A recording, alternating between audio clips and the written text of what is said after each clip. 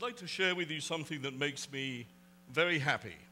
It's something that we do every day, and yet we barely give it a moment's thought. It's expensive, it's challenging, and potentially threatens our own mortality.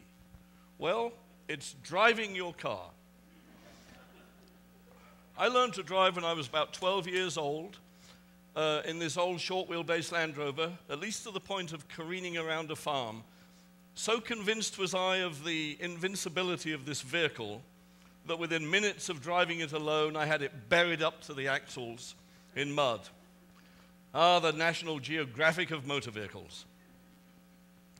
At the time, there were about 30 independent manufacturers of cars in the UK, and I've been very fortunate to own and drive some fairly enticing vehicles.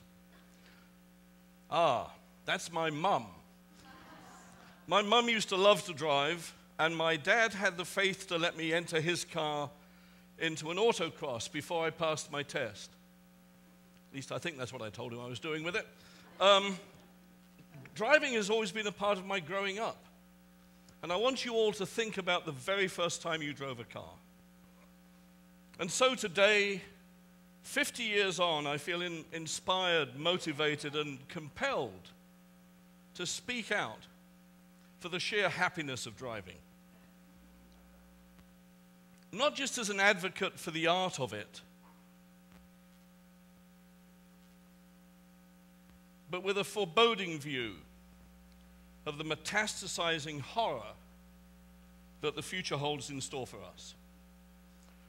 Oh yes, the driverless car. The driverless car? Really?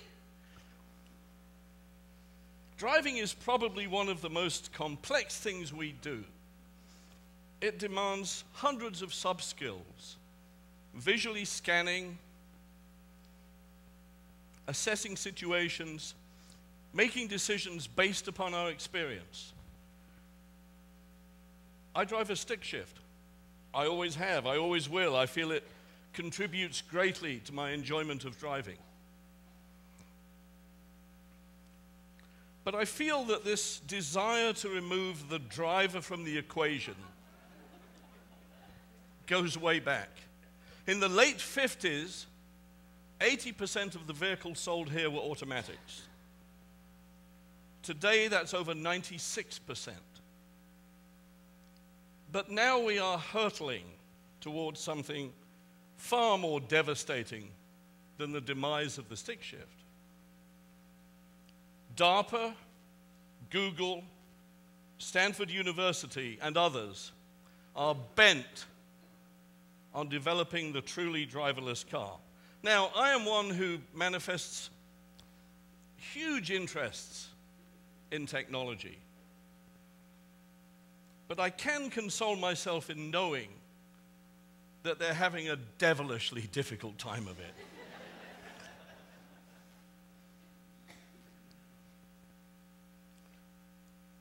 The sheer complexity of driving should fill all of you drivers' hearts with a sense of forgotten pride and satisfaction.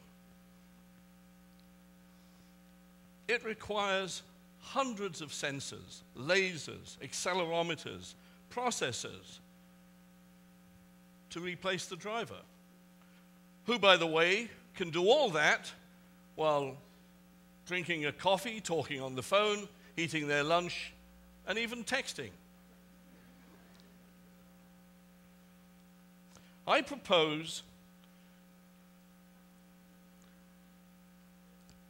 that you didn't learn to drive in your late teens, in driver's ed, or from your parents, but that you started to absorb the process at a very early age from the back seat of your parents' car or even from a child seat.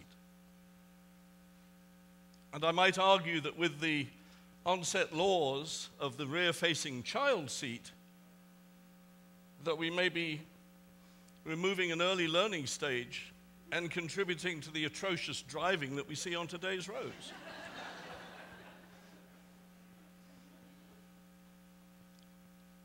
When they finally develop the driverless car, what you will have is something that is entirely functional, safe, and boring. It will be devoid of fun, unencumbered by exuberance, and lacking any shred of happiness. So I challenge each and every one of you,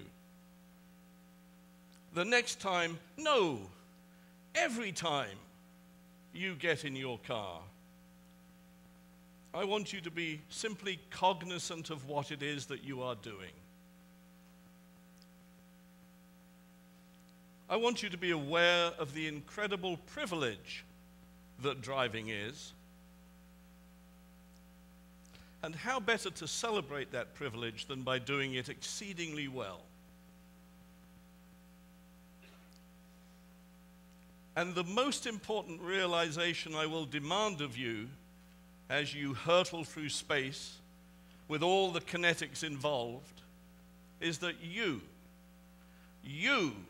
are completely in control of your car. For happiness certainly is constitutionalized, and so you don't have to drive fast to be happy, but you do have to drive well to be truly in its pursuit. Thank you.